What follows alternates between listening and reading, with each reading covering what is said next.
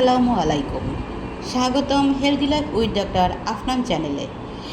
ভিডিওটি শুরু করার আগে চ্যানেলটি সাবস্ক্রাইব করুন এবং পাশে থাকা বেল আইকনটি চাপতে ভুলবেন না।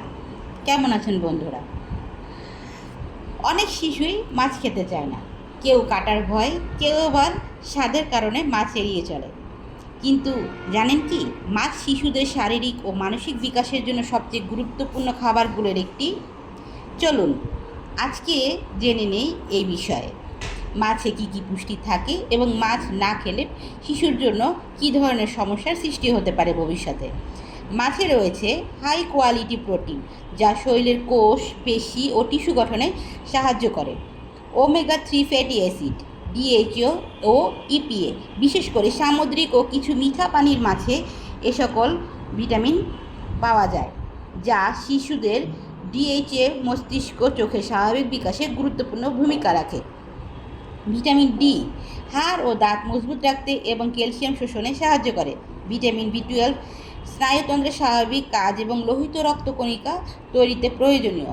আয়োডিন, সেলেনিয়াম ও জিঙ্ক রোগ প্রতিরোধ ক্ষমতা, থাইরয়েডের স্বাভাবিক কার্যক্রম এবং শরীরের বৃদ্ধি বজায় রাখতে সহায়ক।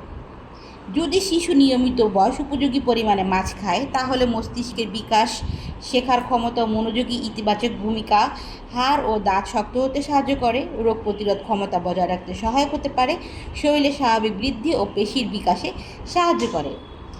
শিশু যদি একেবারেই মাছ না খেতে চায় এবং দীর্ঘদিন মাছ বা সমমানের অন্য পুষ্টিকর খাবার না খায়, তাহলে তার খাদ্য তালিকায় কিছু গুরুত্বপূর্ণ পুষ্টির ঘাটতি হতে পারে। এর ফলে বৃদ্ধি ব্যাহত হতে পারে। ভিটামিন ডি বা ওমেগা 3 ঘাটতি হলে হাড়ের স্বাস্থ্য ও মস্তিষ্কের বিকাশে প্রভাব পড়তে পারে। ভিটামিন বি12 ঘাটতি হলে রক্ত স্বল্পতা বা স্নায়ু সমস্যা ঝুঁকি বাড়তে পারে। সাধারণভাবে শিশুদের বয়স ও প্রয়োজন অনুযায়ী সপ্তাহে 2 বা 3 বার মাছ খাওয়ানো একটি ভালো অভ্যাস হতে পারে।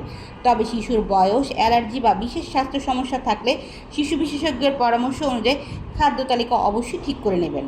তো বন্ধুরা, চিপস, চকলেট বা কোমল পানীয় নয়, এক টুকরো মাছই হতে পারে আপনার শিশুর সুস্থ ভবিষ্যতের একটি গুরুত্বপূর্ণ বিনিয়োগ।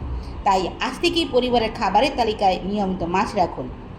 ভিডিওটি ভালো লাগলে লাইক দিন, শেয়ার করে জানান আপনার মূল্যবান মতামত এবং healthy life with doctor Afnan চ্যানেলটি সাবস্ক্রাইব করতে ভুলবেন না। সুস্থ থাকুন, সচেতন থাকুন। আল্লাহ হাফেজ।